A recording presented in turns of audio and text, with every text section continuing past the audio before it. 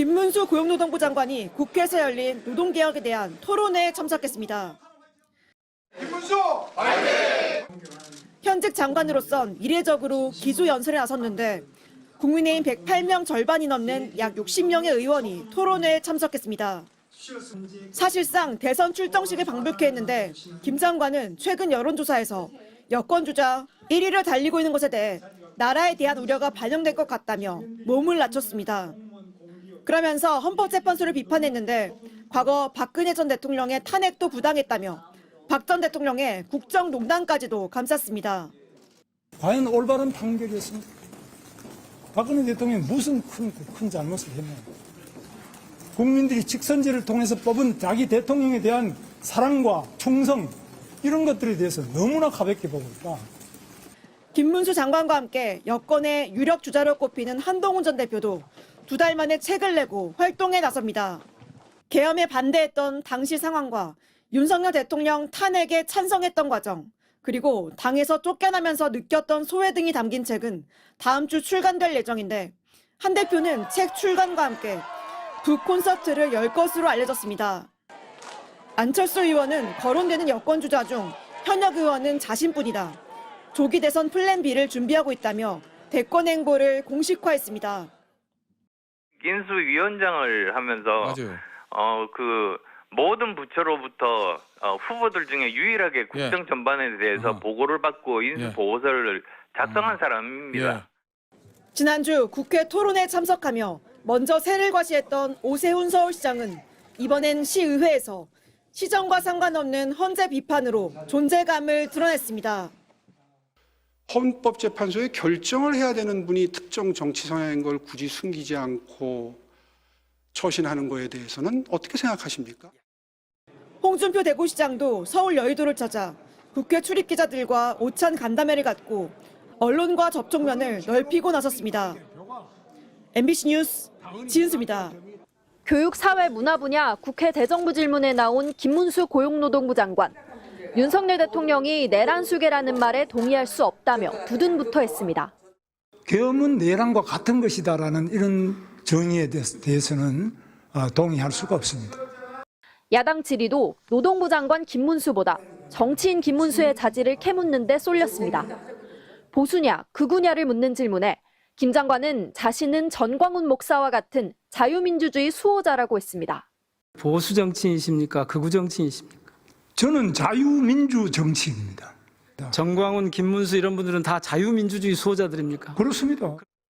논란이 됐던 일제강점기 선조의 국적은 일본이라는 주장을 반복하면서 김구 선생의 국적은 중국이라는 주장까지 내놨습니다. 김구 선생 국적은 뭐 여러 가지 있습니다만 중국에서 중국 국적을 가졌다는 이야기도 있고요. 여당은 김문수 전 장관의 과거 노동운동 이력을 거론했습니다. 김 장관이 청년 노동운동가 출신이다. 약자를 공감하는 능력이 있다면서 더불어민주당 이재명 대표와 비교하기도 했습니다. 이재명 대표나 김문수 장관이나 똑같이 경기지사 했는데 참 청렴하게 일 잘하신 분이 누굴까요?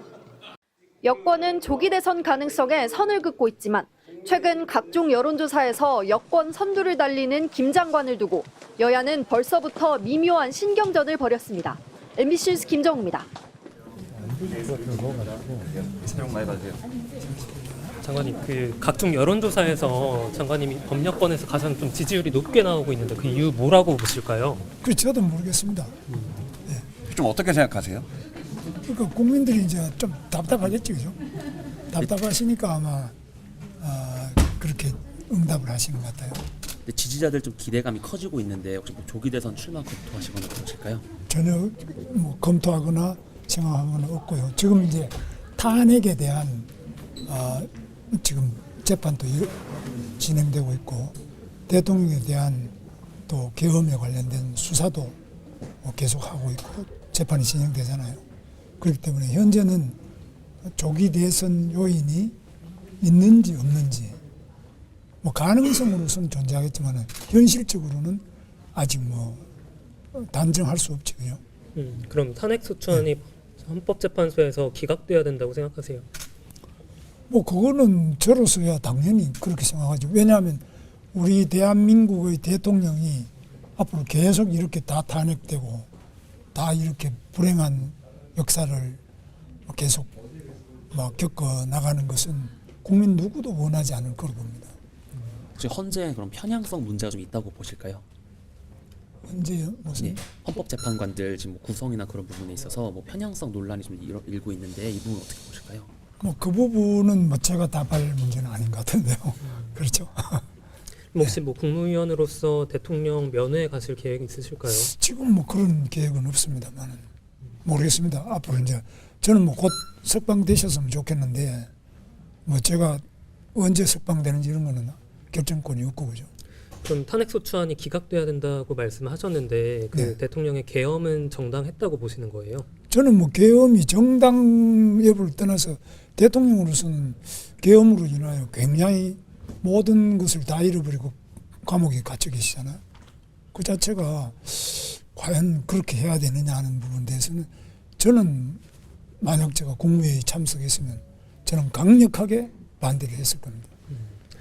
근데 또 공교롭게 그 이후에 이제 대선 관련된 여론조사에서 계속 이제 장관님의 이름이 좀 높게 거론되는 것에 대해서는 부담을 느끼시는 걸까요? 아니면은 뭐 저는 뜻하지 않은 그런 일이 일어나고 있기 때문에 과연 이게 무언가, 그래서 제가 생각하는 것은 우리 정치에서 우리 또 전국에서 좀 너무 지금 비정상적인 상황으로 가고 있는 거 아니냐 하는 것에 대한 국민들의 우려가, 뭐 저 같은 경우는 특별히 한 일은 없고 그냥 상식적인 이야기를 한 거에 지나지 않는다고 보거든요. 대통령이 구속이 안 되는 게 좋겠다. 대통령마다 다 구속되고 뭐 요즘 구속 안 된 대통령이 거의 없잖아요. 다 감옥 가고 다 불행한 이런 것은 국민 누구도 원하지 않을 거로 보거든요. 그런 거에 대한 뭐 저는 입장을 그냥 구속 안 됐으면 좋겠다. 대통령이 석방되면 좋겠다. 뭐 계엄도 없고 탄핵도 없고 그런 게 좋겠다는 게 제 생각이거든요. 그럼 그 이야기하면 그게 뭐 국민들이 볼 때는 그것 때문에 지지가 오는지 모르지만 뭐 그 외에 한 일도 한 이야기가 없잖아요. 제가 아무것도 한 게 없거든요. 그렇게 봐야 안 됐습니다. 너무나 상식적이고 너무나 당연한 일들이 요즘에 좀 안 이루어지고 있는 뭐 그런 부분들에 대해서 국민들이 매우 안타깝게 생각하신다고 저는 보고 있어요. 장관님께서 1월 초 신년 기자간담회도 비슷한 취지 말씀 주셨는데 지금 한 달이 지났는데도 계속 지지율은 좀 오르시거나 떨어지지 않고 있거든요. 이 기간 동안 어떤 좀 그러니까 저도 한 게 아무것도 없잖아요. 제가 뭐 기자간담회를 한 것도 아니고 뭐 제가 기고문을 쓴 것도 없고 발언한 것도 고용노동부 장관으로서 뭐 통상의 일을 한 거 외에는 없지 않습니까? 제가 뭐 해석하기도 우리 그런 거는 기자분들이 더 잘하실 것 같은데. 장관님 뜻과 다르게 대통령 탄핵소추안이 인용이 된다면 그때는 뭐 출마를 선언하실 수도 있을까요? 그거는 지금 그런 말을 하면은 제가 상당히 대통령에 대한 것도 예의가 아니고 국민에 대한 것도 예의가 아니고 저 자신의 양심에도 맞지 않는 그런 발언이 된다고 봅니다. 그러면은 장관님을 지지한다고 밝힌 뭐 응답자들 또는 국민들한테는 좀 어떤 말씀 전하고 싶으실까요? 글쎄 뭐 우리 답답하지만 우리 희망을 가지고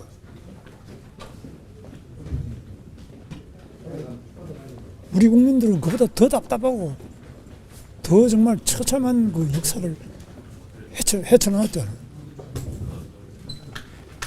저는 우리 국민들이 어떤 어려움이 있더라도 헤쳐나갈 수 있다. 헤쳐나갈 거라고 저는 믿고 있고 그래서 그 부분을 우리가 힘을 합쳐가지고 노력하면은 능히 위대한 대한민국, 좀 우리 대통령이 늘 말씀하신 자유통일의 길, 그리고 선진 인류 국가로 나갈 수 있다. 지금 뭐 관세가 25%까지 올라간다, 뭐 여러 가지 문제가 많잖아요. 국내외적인 모든 어려움에도 불구하고 우리는 반드시 해낼 수 있다. 여기에 대한 확신을 우리 국민들도 가지고 있다고 보고 있습니다. 여당 의원들이 오래 하셨으니까요. 여당 의원들이 저희 구치소 좀 면회하는 거는 좀 어떻게 보세요?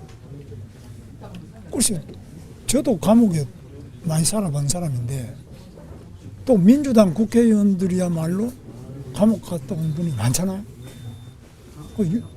김대중 대통령도 감옥에 오래 계셨고요. 다 면회하고 그리고 면회하는 것 자체는 그걸 가지고 무슨 내란 뭐라 그러더라? 선동? 내란 동조. 동조? 그 면회하는 거는 면회잖아요. 면회하는 거랑 그게 내란 동조가 되느냐? 그러면 과거에 우리 면회하셨던 분, 감옥에 사셨던 분, 그런 분들이 모든 것을 그렇게 단정적으로 이야기할 수 있는 것은 아니지 않느냐. 그래서 우리 인간이 뭐 성경에도 나오잖아요. 갇힌 자를 우리가 돌아보고 묶인 자를 풀어주고 하는 이런 거는 인간의 인도주의의 기본이잖아요. 인권의 기본이 아무리 어려운 처지에 흉악범이라 하더라도 그 아는 사람이 돌아볼 줄도 알고 그 인권이 있다는 거. 더구나 우리 대통령 아직까지 1심 판결도 안 나왔지 않습니까? 기소만 됐다 뿐이지 아무 유죄로 추정해서 그걸 면회도 가지 않아야 된다는 이런 이야기는 너무나 비인간적이고 가혹한 말씀 아니에요? 형님 저희 장관님 지지율이 오른 결정적인 장면으로 그 본회의장에서 고개 숙이지 않은 장면들이 좀 언급되거든요. 그 순간 좀 어떤 심경이셨는지 좀. 심경이 아니라 그러니까 그건 저가 한 거는 저도 국회의원을 3번 했잖아요.